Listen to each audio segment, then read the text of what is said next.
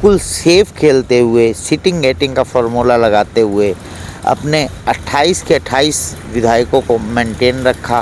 Cast composition में यहाँ पर जाट कम्युनिटी और एससी कम्युनिटी, जो कांग्रेस का लोकसभा में कोर वोट बैंक रही थी, उन्हें थोड़ी तवज्जो देने का प्रयास किया गया है। ऐसे जो दो नावों में सवार हैं शमशेर गोगी, कभी उनका मूड हुड्डा गुट की तरफ हो जाता है, कभी शैलजा गुट की तरफ हो जाता है। तो मुझे लगता है कि इस बार अगर भूपेंद्र सिंह हुड्डा और दीपेंद्र सिंह हुड्डा का पूरा समर्थन नहीं रहा तो शमशेर सिंह गोगी को मुश्किलात का सामना करना। खरखोदा से जीतना है चुनाव, तो यहाँ पर दीपेंद्र सिंह हुड्डा और भूपेंद्र सिंह हुड्डा को अपना प्रेस्टीज इशू बनाना पड़ेगा खरखोदा में कि आपने वोट जयवीर वाल्मीकि को नहीं देना, वोट भूपेंद्र सिंह हुड्डा और दीपेंद्र सिंह हुड्डा को देना है। उस भूपेंद्र सिंह हुड्डा ये चुनाव 70,000 वोटों से चुनाव जीतना चालू करेंगे और ये जीत 1 लाख तक जा सकती है। देखिए, विनेश फोगाट को सभी पार्टियां टिकट देने की इच्छुक थी, परंतु विनेश फोगाट ने सेफ खेलते हुए अपने ससुराल, जो कि एक जाट बहुल हल्का है, जुलाना और रोहतक के बिल्कुल साथ में टच होता है। जुलाना में 86, एक दिन मैंने पहले वीडियो में भी बोला था, 86 बंदों ने अप्लाई किया, टिकट एक को भी नहीं मिलेगी, क्योंकि मुझे कम से कम 15 दिन पहले से ही ऐसी जो इनपुट्स आ रहे थे कि विनेश फोगाट कांग्रेस की टिकट पर जुलाना से चुनाव लड़ सकता है। देखिए, रादौर में श्याम सिंह राणा को अभी तक प्रत्याशी बनाया और कहीं कहीं कोई अफवाह भी आ रही है कि श्याम सिंह राणा को बदलकर कर्णदेव कंबोज को भी यहाँ पर टिकट दी जा सकती है। देखिए, यहाँ पर भाजपा को भीतरघात का सामना करना पड़ेगा। विनेश फोगाट को टिकट दिया प्रदेश अध्यक्ष उदय भान, जहाँ पर कोई भी विरोध होने की आशंका नहीं थी, और 2 निर्दलीय विधायकों, जिनमें से रामकरण काड़ा को शाहबाद से टिकट दी गई। नमस्कार, मेरा नाम है सत्सिंह, हरियाणा फाइल्स में आपका स्वागत है। कांग्रेस पार्टी ने 31+1 32 की लिस्ट जारी कर दी है कल रात को, और क्या सोच करके कांग्रेस पार्टी ने समीकरण साधने की कोशिश की है, और बाकी जो बचे 58 नाम है उस पर कौन हो सकते हैं प्रत्याशी, क्या सिटिंग गेटिंग का फॉर्मूला लगाया है, क्या कोई सेट फॉर्मूला कांग्रेस लगाएगी या कुछ बदलाव होगा। पूरी बातचीत करने के लिए मेरे साथ हैं जोगेंद्र कथुरिया जी। कथुरिया जी, आपका स्वागत है। बहुत बहुत धन्यवाद। तो जो हुआ है तो बड़ा ऐसा लग रहा है जैसे तो सिटिंग गेटिंग का फॉर्मूला लगाया और सीधा कर दिया। देखिए, कांग्रेस ने बहुत ही सदी हुई रणनीति से अपने ये जो प्रत्याशी हैं मैदान में उतारे हैं कि जिस प्रकार भाजपा में भगदड़ मची और उनको संभालना मुश्किल हो गया भाजपा को, कांग्रेस ने ऐसी किसी भी सीट पर अपना प्रत्याशी घोषित ही नहीं किया जहां पर भगदड़ मचने की आशंका थी। बिल्कुल सेफ खेलते हुए, सिटिंग गेटिंग का फॉर्मूला लगाते हुए अपने 28 के 28 विधायकों को मेंटेन रखा। उसके बाद विनेश फोगाट, जो कि अंतर्राष्ट्रीय खिलाड़ी, ओलंपियन, और अभी गोल्ड मेडल से चूक गई थी ओलंपिक में, विनेश फोगाट को टिकट दिया प्रदेश अध्यक्ष उदय भान, जहां पर कोई भी विरोध होने की आशंका नहीं थी, और 2 निर्दलीय विधायकों, जिनमें से रामकरण काड़ा को शाहबाद से टिकट दी गई है और शायद धर्मपाल गोंदर को नीलोखेड़ी से टिकट दी गई है। बिल्कुल सदे हुए तरीके से अपने प्रत्याशी चुनाव मैदान में उतारे। जी, अगर कास्ट कॉम्बिनेशन की बातचीत करें तो बीजेपी से ज़्यादा कांग्रेस पार्टी ने 12 जाटों को टिकट दिया है, 8 या 9 एससी को दिया है, 4 ओबीसी, 2 ब्राह्मण, 3 मुस्लिम, 1 पंजाबी, 1 सिख। तो ये कास्ट कॉम्बिनेशन, देखिए, कास्ट कंपोजिशन में यहाँ पर जाट कम्युनिटी और एससी कम्युनिटी, जो कांग्रेस का लोकसभा में कोर वोट बैंक रही थी, उन्हें थोड़ी तवज्जो देने का प्रयास किया गया है। 32 कैंडिडेट्स में से 12 जाट कम्युनिटी के प्रत्याशी आए हैं, क्योंकि सीटिंग गेटिंग का भी फार्मूला चला, वो ऑलरेडी पहले ही एमएलए थे, तो एक्स्ट्रा ऑर्डिनरी तवज्जो मिली है अपने कोर वोट बैंक को। जी, तो अगर हम जो 31+1 जो एक नाम आधे पौने 1 घंटे बाद रिलीज़ किया, उनकी बातचीत करें तो विनिंग फैक्टर आप मुझे बताइए। सिटिंग गेटिंग का फॉर्मूला लगा दिया, कालका से लेकर के फरीदाबाद और बाद में सोनीपत सीट को भी अनाउंस किया, तो हम एक एक सीट की बातचीत कर लेते हैं। बिल्कुल, अगर हम कालका में बात करें प्रदीप चौधरी, इस बार प्रदीप चौधरी के सामने मुश्किलात आने वाली है। शक्ति रानी शर्मा एक स्ट्रॉन्ग कैंडिडेट हैं भाजपा की, तो यहाँ पर दिक्कत पेश आ सकती है, कांटे का मुकाबला होगा। अगर एंटी इनकम्बेंसी प्रदीप चौधरी के आड़े ना आई तो प्रदीप चौधरी ज़रूर ये सीट जीत सकते हैं, वरना जो मुझे लग रहा है आज की डेट में यहाँ एज भाजपा को है। नारायणगढ़ से श्रीमती शैली चौधरी, अभी तक भाजपा ने अपना कैंडिडेट नहीं उतारा है, भाजपा इस सीट को लेकर डरी हुई है। मुझे लगता है यहाँ जो एज है शैली चौधरी को ही रहेगा।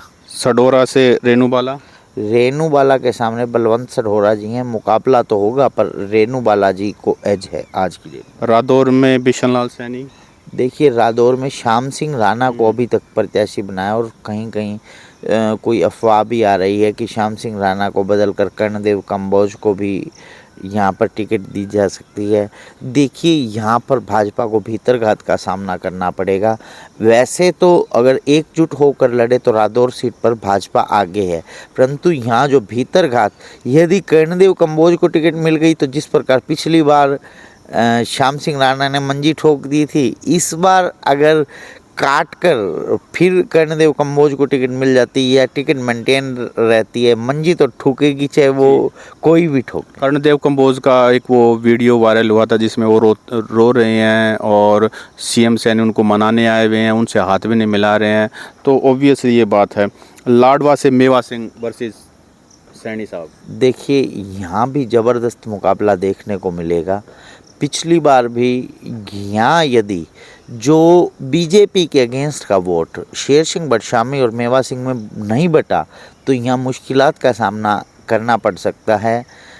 देखिए जिस प्रकार लोकसभा चुनावों में हमने देखा कि विपक्ष का जो वोट था वो एकजुट होकर कांग्रेस के प्रत्याशियों को मिला था, यदि शेर सिंह बडशामी कोई ज़्यादा बड़ा करिश्मा नहीं कर पाए, विपक्ष का ज़्यादा वोट नहीं ले पाए, तो यहाँ पर सीएम नायब सिंह सैनी के लिए मुश्किलात का सामना करना। शाहबाद से रामकरण काड़ा रिजर्व सीट है और जेजेपी से आए हैं। देखिए जेजेपी से एक प्रत्याशी जो रामकरण काड़ा को कांग्रेस ने टिकट दी है, ये पिछली बार भी कांग्रेस से टिकट चाहते थे, परंतु अंतिम समय से उनमें अनिल धनतोड़ी को यहाँ टिकट मिली थी, तो इसलिए इन्होंने जेजेपी ज्वाइन करके टिकट, इनका अपना कोर वोट बैंक है, कांग्रेस उस वोट बैंक के सहारे ये सीट जीतना चाह रही है। नीलोखेड़ी में धर्मपाल गोंदर को किया है, तो गोंदर साहब भी आउटसाइडर। देखिए इनका भी अपना, जब ये पिछली बार इंडिपेंडेंट जीत गए थे, साथ में कांग्रेस का वोट ऐड होता है तो एक स्ट्रॉन्ग प्रत्याशी रहेंगे। असम से शमशेर सिंह होगी, ये एक सिख बिरादरी के कैंडिडेट हैं, कुमारी शैलजा के गुट से हैं, यहाँ वीटो पावर इस्तेमाल की। वैसे तो किसी भी एमएलए की टिकट नहीं कटी है, तो शमशेर गोगी की भी नहीं कटनी थी, तो मेरे को लगता है कि पिछली बार जो इनको जितवाने के लिए भूपेंद्र सिंह हुड्डा और दीपेंद्र सिंह हुड्डा ने जी तोड़ मेहनत की थी, परंतु इस बार जो थोड़ी अनबन सी नज़र आ रही है, पिछले कुछ समय से जो दो नावों में सवार हैं शमशेर गोगी, कभी उनका मूड हुड्डा गुट की तरफ हो जाता है, कभी शैलजा गुट की तरफ हो जाता है, तो मुझे लगता है कि इस बार अगर भूपेंद्र सिंह हुड्डा और दीपेंद्र सिंह हुड्डा का पूरा समर्थन नहीं रहा तो शमशेर सिंह गोगी को मुश्किलात का सामना करना। समालखा से धर्म सिंह चौकर को दी गई है और इनके ऊपर भी ईडी का केस चल रहा है, सोनीपत वाले जो हैं उनकी। यहाँ भाजपा वैसे तो अगर एकजुट होती तो मजबूत रहती। पिछली बार शशिकांत कौशिक थोड़े ही मार्जिन से चुनाव हारे थे, परंतु भाजपा में बिखराव है, संजय छोकर नाराज हैं। उसके बाद यहाँ पर शशिकांत कौशिक ने छोड़कर भाजपा जेजेपी ज्वाइन कर ली है, तो मुझे लग रहा है भाजपा फिर नुकसान में रहेगी और पिछड़ जाएगी, कांग्रेस को ही एज रहेगा। इन पे केस वेस इसका कोई नुकसान नहीं होगा। देखिए वो तो है ही, सभी को वैसे यहाँ जो पब्लिक है उनको ये लगता है कि केवल चुनावों के समय पर इस तरह के दबाव डाले जा रहे हैं, ईडी, सीबीआई, इनकम टैक्स। तो देखिए मजबूत चेहरा है धर्म सिंह चौकर, जो कांग्रेस की लहर में भी वो चुनाव जीतते रहे हैं। यहाँ पर भाजपा के अंदर टिकट चाहने वालों की लंबी लाइन थी, वो भीतरघात का सामना करना पड़ सकता है। खरखोदा से जयवीर वाल्मीकि को रिपीट किया है, उनके खिलाफ एंटी इनकम्बेंसी है और सुनने में आ रहा था कि ये टिकट शायद बदल दे कांग्रेस। हाँ लग रहा था, परंतु यदि खरखोदा से जीतना है चुनाव तो यहाँ पर दीपेंद्र सिंह हुड्डा और भूपेंद्र सिंह हुड्डा को अपना प्रेस्टीज इशू बनाना पड़ेगा खरगोदा में कि आपने वोट जयवीर वाल्मीकि को नहीं देना, वोट भूपेंद्र सिंह हुड्डा और दीपेंद्र सिंह हुड्डा को देना है। उसी एवज में यहाँ पर जीत पाएंगे। अव्वल में यहाँ पर जो भाजपा ने प्रत्याशी उतारा है पवन खरगोदा, वो लगातार कई चुनाव हारे हैं, सिंपैथी भी है, मजबूत चेहरे भी हैं, चुनाव लड़ने का तजुर्बा भी है। और जयवीर वाल्मीकि जो लगातार 3 चुनाव जीते हैं, परंतु जो वहाँ पर इतने लोकप्रिय नहीं हैं जो खरगोदा हल्का है, तो इसलिए थोड़ी दिक्कत हो सकती है। मुकाबला होगा, यदि जीत हासिल करनी है तो वो जीत और हार हुड्डा परिवार की होगी। तो सोनीपत में सुरेंद्र पवार अभी जेल में है, वो कैसे चुनाव लड़ेंगे? देखिए, जेल से नामांकन दाखिल हो सकता है, नामांकन दाखिल करने के बाद चुनाव भी लड़ सकते हैं। मैं भी यहाँ पर बेल भी मिल जाए, इतना कोई लंबा चौड़ा गंभीर आरोप नहीं है, क्योंकि सबसे मजबूत चेहरे थे। लगातार भूपेंद्र सिंह हुड्डा के लिए हर तरह के कार्य सोशल मीडिया पर और फंड मैनेजमेंट इस टाइप से जो भी कार्य हैं वो सुरेंद्र पवार करते रहे हैं, तो इसलिए सुरेंद्र पवार की जो टिकट है लगभग निश्चित ही नज़र आ रही थी। अच्छा, गोहाना से और बड़ौदा से जगबीर मलिक और इंदुराज नरवाल। देखिए, जगबीर मलिक को थोड़े कठिनाई का सामना करना पड़ सकता है।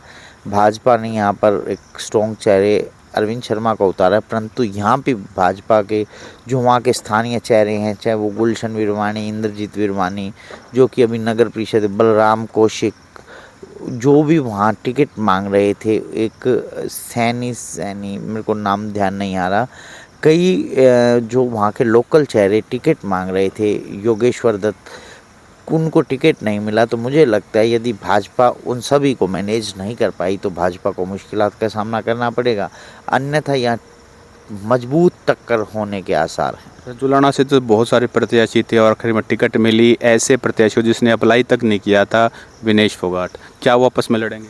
देखिए, विनेश फोगाट को सभी पार्टियां टिकट देने की इच्छुक थी, परंतु विनेश फोगाट ने सेफ खेलते हुए अपने ससुराल, जो कि एक जाट बहुल हल्का है, जुलाना और रोहतक के बिल्कुल साथ में टच होता है। जुलाना में 86, एक दिन मैंने पहले वीडियो में भी बोला था, 86 बंदों ने अप्लाई किया, टिकट एक को भी नहीं मिलेगी, क्योंकि मुझे कम से कम 15 दिन पहले से ही ऐसी जो इनपुट्स आ रहे थे कि विनेश फोगाट कांग्रेस की टिकट पर जुलाना से चुनाव लड़ सकता है। अच्छा, सफ़ेदों से गांगुली।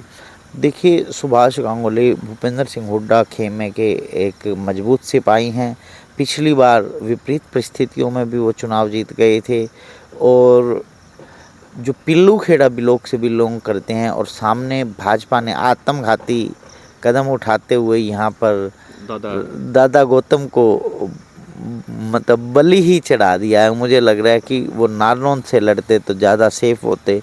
यहाँ बच्चन सिंह आर्या ने भी बगावत के जो सुर खोल दिए हैं, तो मुझे लग रहा है कि यहाँ भाजपा के लिए मुश्किलात होने वाली है, और यहाँ सुभाष गांगुली को 22 ही मिल गई है। अच्छा, और सिरसा साइड से कालावाली से शीशपाल सिंह कहरवाला, डबवाली से अमित सियाग, सिटिंग एमएलए हैं दोनों। यहाँ पर इस बार अमित सियाग को थोड़ी मुश्किलात का सामना करना पड़ सकता है।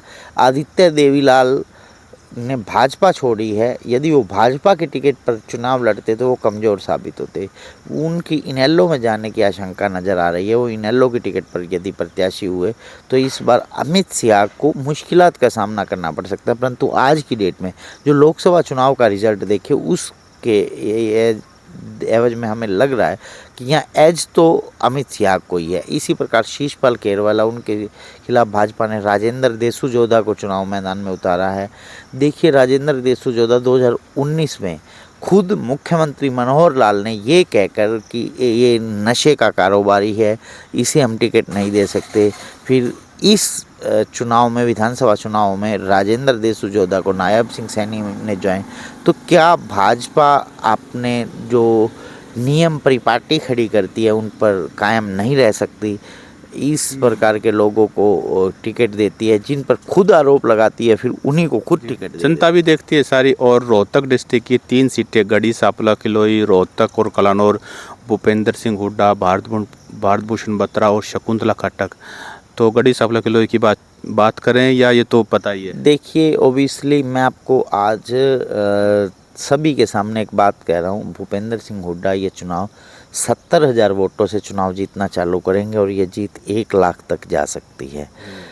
70,000 से तो विनिंग मार्जिन आरंभ होगा। जिस प्रकार का एक माहौल नज़र आ रहा है, Wash out हो सीएम जाएगा। फेस हैं सामने, पहली बार चुनाव लड़ रही हैं मंजू हुड्डा, और जो सतीश नांदल जो कई बार चुनाव लड़ चुके, पूरे एरिया में उनके वर्कर्स हैं, वो ही कभी 60,000 के करीब से कम से चुनाव नहीं हारे।